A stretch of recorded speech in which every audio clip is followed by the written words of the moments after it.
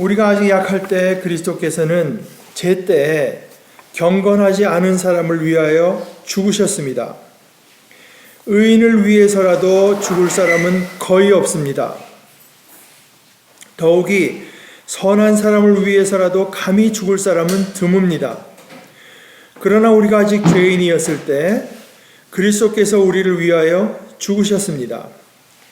이리하여 하나님께서는 우리들에 대한 자기의 사랑을 실증하셨습니다. 그러므로 지금 우리가 그리스도의 피로 의롭게 되었으니 그리스도로 말미암아 하나님의 진노에서 구원을 얻으리라는 것은 더욱 확실합니다. 우리가 하나님의 원수일 때에도 하나님의 아들의 죽으심으로 말미암아 하나님과 화해하게 되었다면 화해한 우리가 하나님의 생명으로 구원을 얻으리라는 것은 더욱더 확실한 일입니다. 그뿐만 아니라 우리는 또한 우리 주 예수 그리스도로 말미암아 하나님을 자랑합니다. 우리는 지금 그로 말미암아 하나님과 화해를 하게 된 것입니다.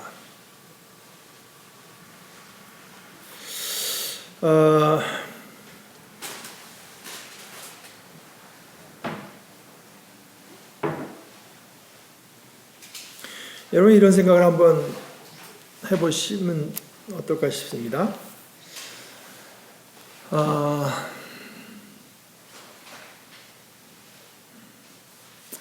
예를 들어서 여기 이제 뭐 의자가 저기 하나 있고 저기 두 개가 하나가 또 있고 하나가 또 있습니다. 그러면 세 개가 있죠. 이제 학교에서 아이들에게 이걸 가르칩니다. 의자가 하나가 있고 근데 누가 또 하나를 갖다 놓고 또 하나를 갖다 놓으면 몇 개가 되나? 그럼 세 개가 됩니다. 근데 이제 밖에 지금 차가 한 대 주차해 있는데 조금 있다 누가 또 한 대가 들어와서 주차를 하고 또 한 대가 들어오면 몇 대가 되나? 그것도 세 대가 됩니다. 이걸 일일이 다 배울 수 있겠습니까? 이 방 안에 텔레비를 하나 갖다 놓고 누가 또 갖다 놓고 누가 갖다 놓으면 몇 대가 되나? 세 대가 된다. 사람이 한 사람 들어와 있고 또 한 사람 들어와 있고 또 한 사람 몇 명이 돼? 세 명이 된다. 그렇게 뭐 배우려다가는 평생 그거 하나 배워도 아마 다 배우기 힘들 겁니다. 그러니까 우리가 그걸 추상화하죠. 1 더하기 1 더하기 1은 3. 1 더하기 1 더하기 1은 3. 이제 그걸 배우고 말입니다. 그걸 배우고 이해를 하면 또 만약에 한 명이 있는데 갑자기 두 명이 더 들어오면 세 명이 된다. 그것도 1 더하기 2는 3.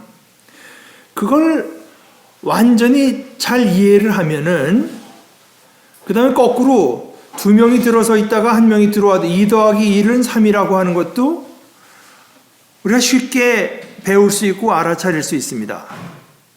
그러니까 수학이라고 하는 것들이 이제 산수라고 하는 이런 게 다 추상화하는 거 아니겠습니까? 세상에 1이라고 하는 건 없잖아요. 그러니까 하나의 추상화한 거지.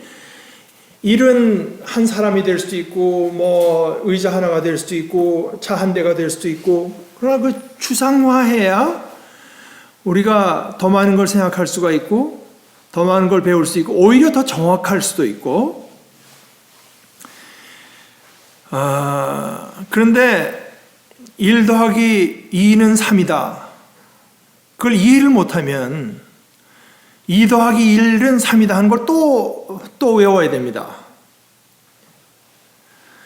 그러니까 1 더하기 2는 3이라고 하는 걸 이해를 하면은 2 더하기 1은 3이라고 하는 것도 쉽게 이해할 수 있고 두 사람에다가 한 사람 들어오면 세 사람이다. 차가 두 대에다 하나 들어오면 세 대다. 얼마든지 적용 범위가 넓고 많은 걸 배울 수 있지만 2 더하기 1은 3이라고 하는 그 공식만 드립다 외워서 그걸 절절절절 하긴 하는데 그게 무슨 뜻인지 모른다고 하면은 이건 뭐 배웠다고 할 수가 없는 거죠. 이 기독교 신앙에서 말입니다. 우리가 믿음으로 구원받는다.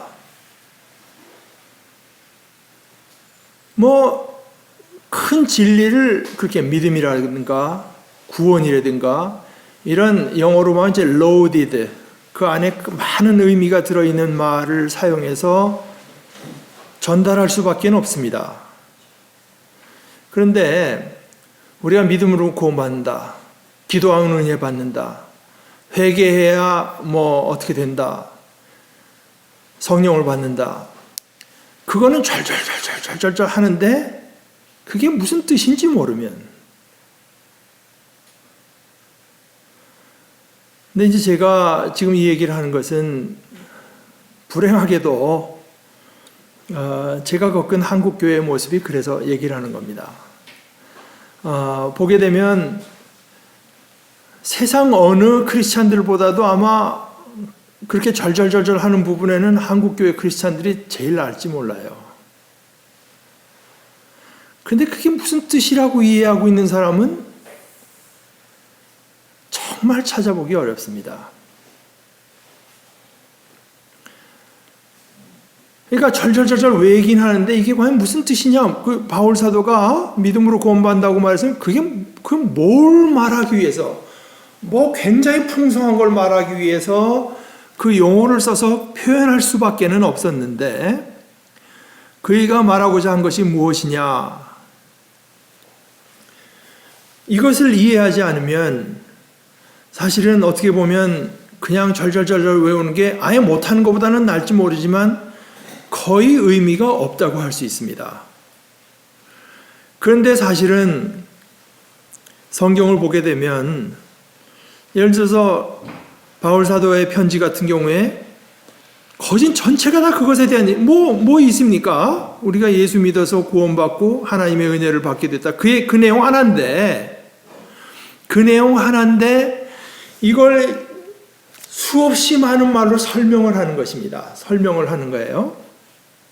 과연 그것이 어떤 의미를 가졌는가, 이런 것들이 이제 설명을 하는 것입니다. 그러니까 이것은 이해를 하려고 하면은 말을 앞뒤를 살펴보면서 과연 무엇을 말하기 위해서 이런 표현을 쓰는 것인가. 그래서 바울 사도가 말하고자 하는 어떤 그 실체, 그것을 우리가 이제 받아들이는 거기가 중요한 거죠. 그러니까 전에 어느 신학 교수는 그걸 어떤 데다가 비유를 했는가 하면은 악보. 예를 들어서 모차르트 같은 사람이 뭔가 자기 마음속에 떠오르는 감정이 있고 뭔가를 표현하기 위해서 음악을 이제 그 뭐 말로 하는 것보다 그 사람은 타고난 게 그거니까 음으로 전달을 하는데, 음으로 전달하려면은 천상 악보에다 뭐 길고 짧고 올라가고 내려가고 뭐 세고 어쩌고 여리고 하는 거를 그렇게 표현할 수밖에 없을 거 아닙니까? 그런데 뭐 제1악장 첫 번째 그 줄에 세 번째 음표는 4분 음표다. 뭐 이런 건 파삭하게 알지만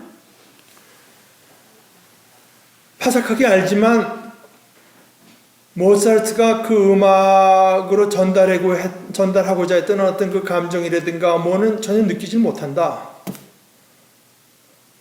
이러면 음악을 헛한 거죠. 완전히 헛한 거 아니에요. 괜히 공연에 시간을 들이고 뭐 열심히 그냥 고생해가지고 얻은 건 하나도 없는 거죠. 그러니까 첫째는 모차르트가 그때 표현하고자 했던 그것이 뭔가를 우리도 같이 느껴보려면은 악보를 통하지 않고는 악보의 세세한 것을 다 살펴봐야 됩니다. 그러니까 왜 여기선 짧아지고 여기선 세게 하고 하는 거를 따라해 보기도 하고, 왜 여기선 여리게 하면 어떻게 되나 한번 비교해서 여기서 여리게 했으면 어떨 텐데 이렇게 강하게 하라고 해서 이게 이걸 전달하려고 했구나 하는 걸 하면서 계속 악보를 통해서 악보를 정밀하게 또 열심히 봐서 하는 수밖에 없지만 그것만 가지고는 안 되고 그것을 통해서, 그러니까 악보가 목적이 아니라, 악보를 통달하자고 하는 게 목적이 아니라 악보를 통해서 전달하고자 하는 모차르트의 세계, 그것을 우리가 맛보는 것이 이제 우리가 음악을 뭐 접근하는 이유가 아니겠습니까? 그러니까 오늘 우리가 대하는 이 로마서 같은 것들도 바울 사도가 많은 어떤 용어를 써서 말을 할 뿐 아니라 뭐 그런 용어 어떤 그 표현 같은 것들이 이제 많은데 단순히 이거를 물론 이제 우리가 뭐 성경 통독한다 제가 아는 분은 또 성경을 외우죠. 통독하는 정도만 갖고도 도저히 안 돼서 외우되 제가 여기 영락교회는 권사님 한 분은 자기 나이만큼 외우는 분이 있어요. 자기 나이만큼 30세 때는 30장 60세 됐을 때는 성경의 60장을 외웁니다. 그러니까 본인이 젊었을 때 것도 안 하면 자꾸 잊어먹기 때문에 뭐 일을 하면서도 계속 성경을 이제 외우시는 거예요. 또 한국교회에서 유명했던 것은 예를 들어서 한국교회 초기에 길선주 목사님 같은 분은 뭐 그때 얘기로는 요한계시록은 10,000번 읽으셨다 그러죠. 10,000번. 그래서 감옥에 갇혀 있을 때도 누가 성경을 읽는데 이 사람은 이제 성경 가만 계신 거죠. 누가 읽는데 읽는 사람한테 지금 좀 잘못됐습니다. 성경은 정확히 읽으셔야 됩니다. 하고 이제 뭐 그랬다는 거 있어요. 그래서 그런 것들은 물론 필요합니다. 성경을 우리가 정확히 알고 자세히 알고 많이 아는 것은 필요한데 사실 이제 그것은 하나의 어떻게 말하자면 준비 작업으로서 필요한 것이지 거기서 그쳐버린다고 하면은 뭐 그냥 모차르트의 그냥 뭐 무슨 심지어 오페라 그냥 전체 악보를 다 외우긴 하지만 거기서 전달하고자 하는 것을 전혀 느끼지 못한다면 이건 이제 좀 너무 부족하지 않습니까? 그래서 우리가 성경을 읽을 때도 말입니다. 이 바울 사도가 말을 하는 그 용어 하나하나, 근데 특히 바울 사도 같은 경우는 너무나 독특한 것이 전치사 하나까지 다 뜻이 있습니다. 그러니까 예를 들어서 로마서는 굉장히 길잖아요. 16장까지 있지만 처음 시작할 때부터 이미 전체 내용을 다 이제 생각을 하고 쓰면서 거기 뭐 전치사 하나까지 다 이제 어떤 뜻이 있어서 한 거기 때문에 그런 것들을 뭐 물론 자세히 하려면 한이 없습니다만은 다행히 이제 우리는 그런 걸 자세히 한 사람들이 연구해서 우리에게 알려주는 것도 있고 해서 그런 것들을 감안하면서 이제 보려고 하지만 정말 사도가 무슨 뜻으로 뭐 때문에 이 표현을 썼을까? 뭐 때문에 이 말을 우리에게 하느냐? 뭘 전달해 주라고? 뭐를 우리대로 맛보라고? 우리대로 어떻게 하라고 이 말을 하는 거냐 하는 것을 이제 우리가 생각하면서 볼 필요가 있습니다. 뭐 그것은 이제 뭐 성경 읽는 그 기본적인 태도에 대한 이야기고 이미 시간이 얼마 안 남았는데 우리 1절에서 11절까지는 사실은 이게 이제 전체로서 봐야 되는 부분입니다. 그런데 그저 몇 부분만 시간이 부족하니까 몇 부분만 한번 제가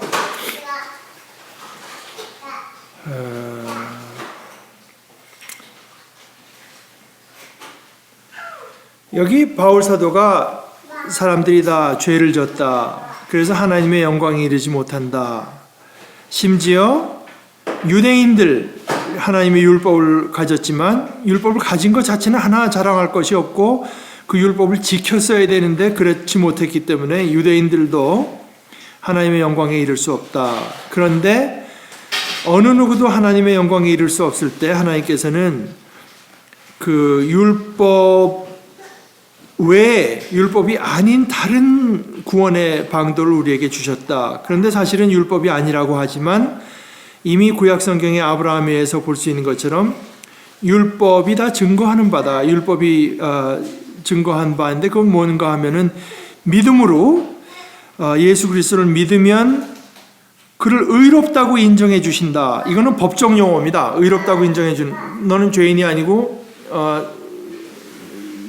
무죄다 하는 법적 용어입니다. 이제 그것을 이제 하나님의 의, 하나님께서 요구하는 의의 스탠다드에 부합했다. 라고 인정해주는 그렇게 해서까지 우리 인간을 구원해내시는 그것이 또 하나님의 의로우신 하나님의 모습이다. 이제 그렇게 말을 하고 나서 이제 그렇게 우리가 믿음으로 의롭다 하심을 받았기 때문에 그러면 하나님께서 이제 미국 사람들도 그런 얘기합니다. 제가 수술하다가도 한번 그런 적이 있는데 우리 수술하던 선생님이 우리 한국 분인데 굉장히 좀 성격이 좀 불같은 사람이었어요.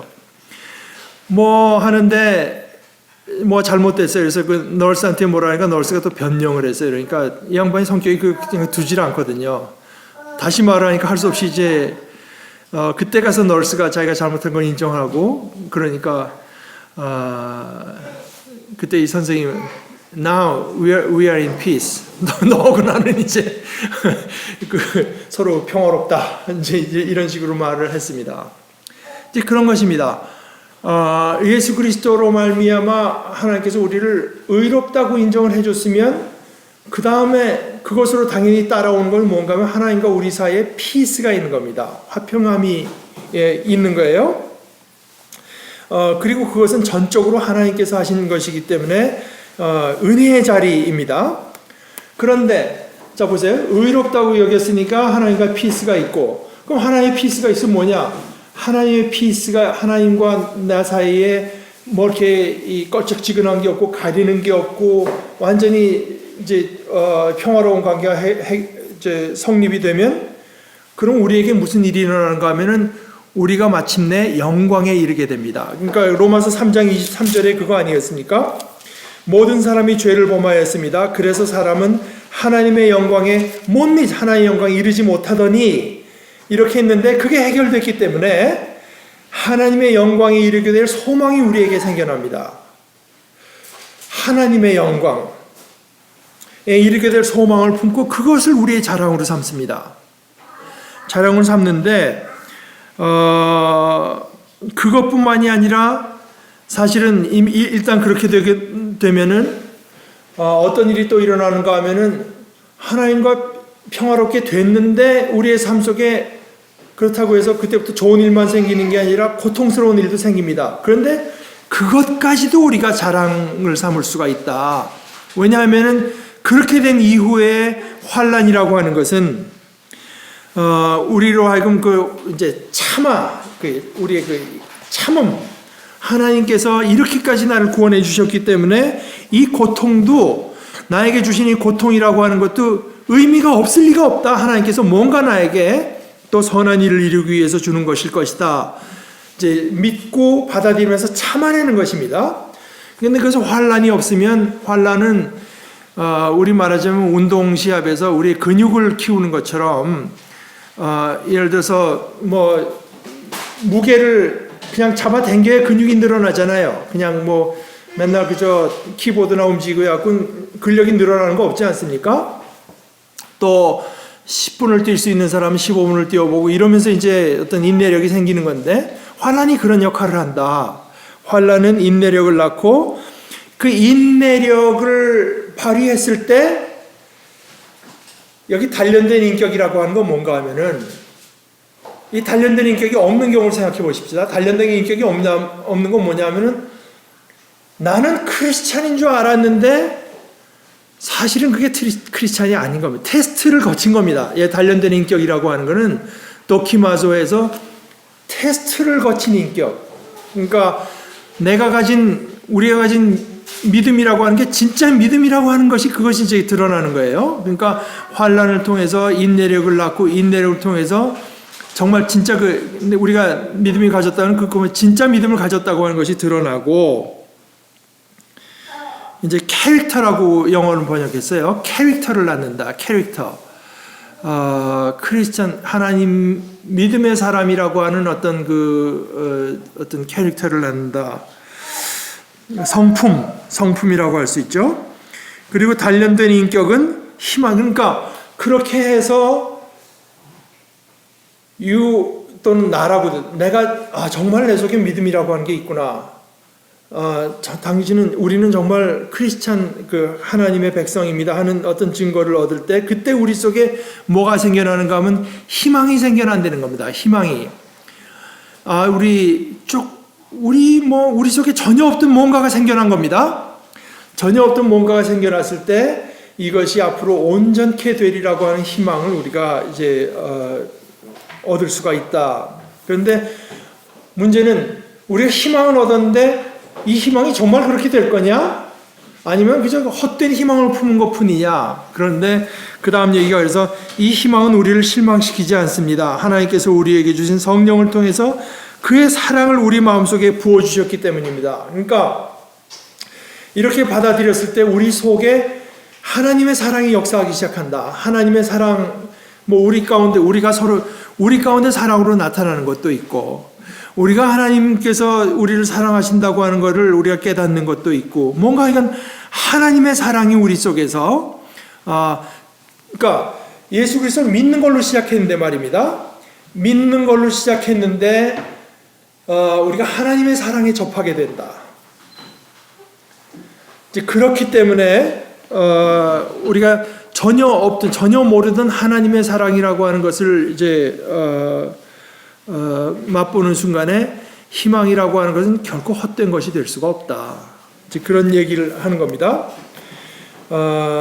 그러면서 우리가 아직 약할 때 그리스도께서는 그 right time, 아주 제대로 된 때에 경건하지 않은 사람을 위해서 죽었습니다. 근데 의인을 위해서 죽을 사람이 거진 없다. 누가 의롭다고 해서 나 그 사람이 있어 죽어준다. 이런 거진 없지 않습니까? 여기 선인이 뭔가 그러는데 학자들의 이제 해석으로는 나에게 선하게 대해준 사람, 물 위에서는 그래도 혹시 죽을 사람이 좀 있을지는 모르겠다. 그 사람이 의인이라고 해서 그 사람을 위해서 난 죽겠다 하는 것도 참 거진 있을 수 없는 일이고, 나에게 정말 크게 선을 베풀어 준 사람이라면은 그래도 내가 그를 위해서 죽을 수 있다는 사람이 혹간 있을지 모르겠다. 그러나 그리스도께서 우리를 위해서 죽으신 것은 우리가 의인이어서도 아니고, 그리스도께서 우리가 선하게 대해서도 아니고, 우리가 죄인이었을 때, 우리가 아직 약할 때, 경건하지 않을 때, 그러니까 이제 우리가 아직 죄인이었을 때 그리스도께서 우리를 위해서 죽으셔서 하나님께서는 우리들에 대한 자기의 사랑을 실증하셨습니다. 저는 이 참 멋있는 번역이라고 생각합니다. 실증이라고 하는 말을 썼는데요. 하나님께서 우리를 정말 사랑한다고 하는 것을 그저 성경의 말로만 사랑한다 한 것이 아니라 실제로 내가 정말로 너희를 사랑한다고 하는 것을 실증하셨는데, 어떻게 실증하셨는가 하면은 그리스도께서 아직 죄인 된 우리를 위해서 죽으신 것으로, 우리에게 무슨 그를 위해서 죽을 만한 어떤 가치가 있거나 이쁜 데가 있어서가 아니라 그냥 일방적인 사랑으로, 하나님의 일방적인 사랑으로 그리스도께서 우리를 위해서 죽으셨다. 예. 제가 미국에 있을 때 거기 저희 교회에 동양 철학을 하는 분이 하나 와서 그때 이런 얘기를 나누다가, 여기 그 실증의 그 실이라고 하는 말입니다. 근데 제가 잊어먹었어요. 무슨 실이든가요? 그랬더니 열매실입니다. 열매실. 과실할 때 실. 그러면서 그분 한 얘기가, 이게 이제 철학에서는 실이라고 하는 말이 이제 어디까지 가냐면은 가능태, 현실태. 그러니까 가능하다, 현실이다 하는 의미에서 실제로, 그러니까 하나님께서 우리를 사랑하실 수도 있어, 사랑하실 거야 하는 어떤 가능성의 세계가 아니라 실제로 우리를 사랑한다고 하는 의미에서, 그래서 이건 정말 참 멋있는 번역이다, 제가 그렇게 생각하죠. 그리스도께서, 우리가 아직 죄인 되었을 때 그리스도께서 우리를 위해서 죽으신 것으로 하나님께서 우리에게 대한 자기의 사랑을 옛날 번역에 확증했다고 했는데요, 실증이라는 말이 저한테는 이제 더 적절하다 생각합니다. 그러니까 우리가 이 다음 주에 한 번 더 보겠지만, 이 실증, 이 얘기를 여러분 한번 좀 생각해 보세요. 그리스도께서 우리를 위해서 우리가 뭐 심지어 하나님 찾지도 못했고 뭐 이뻐할 만한 구석이 하나도 없을 때 우리를 위해서 죽으셨는데요. 그것으로 하나님께서 우리에게 내가 너희를 사랑한다고 하는 것을 나타내 실제로 증거했으면 이 말의 의미는 다른 데서 뭐 찾을 수 있겠지만 저에겐 뭐냐? 그것으로 충분하다 이겁니다. 하나님께서 우리를 사랑하신다고 하는 것을 거기서 보여줬기 때문에 다른 데서 이제 어떻게 더 보여주는가 결정적으로 보여주셨기 때문에 우리에게 일어나는 다른 모든 일 가운데에서도 하나님의 사랑이 작용하고 있다고 하는 것을 우리가 믿을 수가 있다. 이것을 보아서 하나님께서 나를 사랑하신다면 어떻게 내 사랑하는 친구에게 이런 일이 일어날 수가 있나? 어떻게 내 가족에게 이런 일이 일어날 수가 있나? 어떻게 우리 집안에 이런 일이 생길 수가 있나? 그것은 하나님이 나를 사랑하신다고 하는 것을 다른 데서 찾는 거 아니겠습니까? 그러나 이제 여기서는 그리스도께서 우리가 죄인 됐을 때 우리를 위해서 죽은 것으로 나타냈다고 하는 것, 하나님이 우리를 사랑하시나 안 사랑하는가를 거기서 보고 하나님께서 우리를 사랑하신다고 하는 그 증거를 얻은 뒤에는 다른 일들은 하나님께서 우리를 사랑하신다고 하는 그 진리를 가지고 볼 수 있는 것입니다. 이런 일이 일어나지만 하나님께서 우리를 사랑하시는 게 틀림없으니까 무슨 뜻이 있겠거니? 뭐 선한 뜻이 있어서 이런 일이 나에게 일어나는 것을 허용하시는 것이겠거니? 이렇게 받아들일 수 있을 것 같습니다. 우리 좀 모자라지만 한번 우리가 나중에 기회가 생길 때 다시 한번 나머지 부분을 같이 나누도록 하십시다.